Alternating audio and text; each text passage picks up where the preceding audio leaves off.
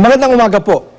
Naghain na ng not guilty plea sa Pasay RTC si Representative Gloria Macapagal Arroyo kaugnay sa kasong electoral sabotage na isinampalaban sa kanya. May breaking news si Julius Segovia. Julius? Julius? O ikaugnay po niyan mga kapuso, naghain na nga ng not guilty plea si dating Pangulong Gloria Arroyo. Minuto lamang daw ang itinagal ng pagsagot ng dating Pangulong Arroyo kaugnay nga ng electoral sabotage na kasong isinampa laban sa kanya. At sa mga sandaling ito ay nakalabas na siya ng Pasay RTC at kasalukuyan nakasakay na nga dun sa van o sa coaster na siya ring sinakyan niya papunta dyan sa may Pasay RTC. Samantala, subukan po nating balikan ang kasama natin si Julius Segovia. Julius? Oscar? Yes, Julius. Kamusta dyan? Yes, Oscar, wala pa halos sa 15 minuto yung itinagal nga ni dating Pangulong Gloria Macapagal Arroyo dito sa Pasay City Hall of Justice. Actually, 8:45 noong siya dumating, pero ngayon medyo pasado alas 9 pa lamang at nakatapos na yung arraignment. Actually, sa impormasyon ay binigay sa atin ni Pasay City RTC Branch 112 Court Sheriff, not guilty yung plea ng dating Pangulo dun sa kasong electoral sabotage na isinampa sa kanya ng DOJ COMELEC Joint Panel na nag-imbestiga nga doon sa umanay dayaanong 2007 elections. Oscar, sa mga oras na ito, kalalabas lang talaga ng Pangulo mula dito nga sa Pasay City Hall.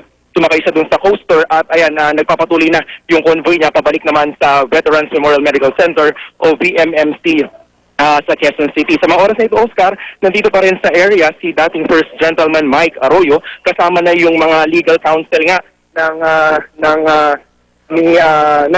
dating Pangulo. Nanatili naman, Oscar, na bantay sarado pa rin ng pulisya itong area. Nakapwesto pa rin dito yung mga pulis. At kanina nga, Oscar, bago pa lang simulan yung arraignment, talaga namang mahigpit yung seguridad na ipinatupad. Katunayan, may mga bomb sniffing dog pa nga na nag-inspection muna dun sa courtroom ilang oras bago ang nakatakdang arraignment. Yan pa rin, Oscar, ang latest mula dito sa Pasay City Hall of Justice. Balik sa'yo. Okay, maraming salamat, Julius Segovia. Okay, sa mga sandali po, ito, nakaalis na nga ang... Julius? Okay, sa mga sandali ito, mga kapuso, nakaalis na nga ang dating Pangulo dyan sa Pasay RTC. Gaya na nasabi po ng ating kasama na si Julius Segovia, tumagal lamang ng ilang minuto yung paghahain niya ng not guilty plea laban sa kasong electoral sabotage na isinampa laban sa kanya. Matapos ito ay mabilis itong bumaba ng Pasay RTC at sumakay sa kaparehang coaster na sinakyan niya papunta dito mula VMMC. At sa mga sandaling ito, inaasahan po natin na babiyahin na ang natulang coaster pabalik ng VMMC.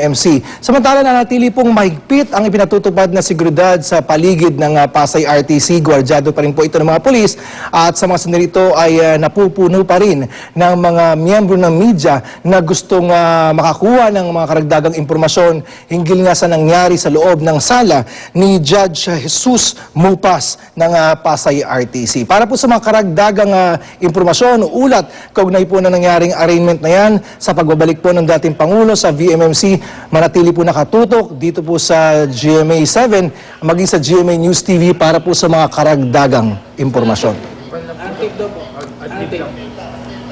Okay, hindi po tuloy-tuloy po ang pagtutok natin. Inantay pa rin po natin mga karagdagan pong impormasyon na makukuha po natin sa mga kasamahan natin. Balikan po natin mga bandang pasado alas 8 o mag-aalas 8 na ng umaga nang umalis ang convoy ng dating Pangulo dyan sa may VMMC.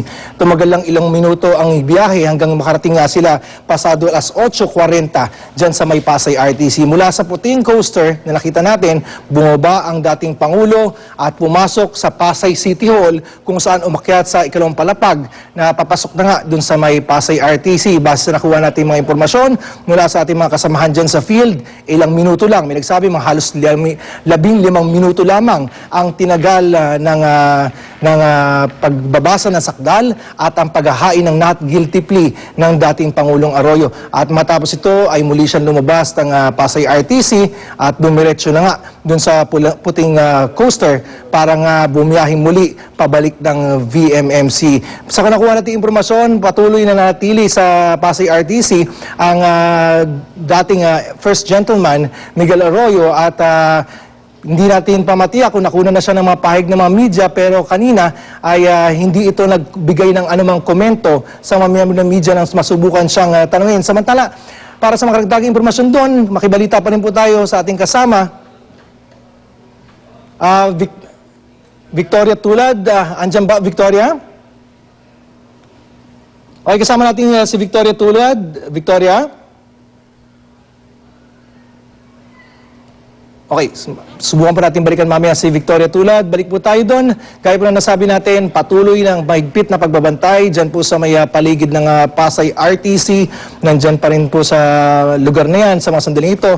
Ang dating First Gentleman, pinipilit pa rin pong hinga ng pahayag ng mga miyembro ng media na patuloy na nakaantabay sa lugar para sa mga karagdagang impormasyon na makukuha nila kaugnay nga ng paghahain ng not guilty plea ni dating Pangulong Arroyo. Nakikita po natin, yan po mas malinaw na kuha sa dating Pangulong Arroyo habang pumapasok sa coaster, puting coaster na kakaway pa siya sa kanyang mga supporters, inaasang supporters na nandyan, at maigpit ang pagbabantay sa naturang sasakyan hanggang sa makaalis ito at bumiyahe na nga papunta sa may VMMC.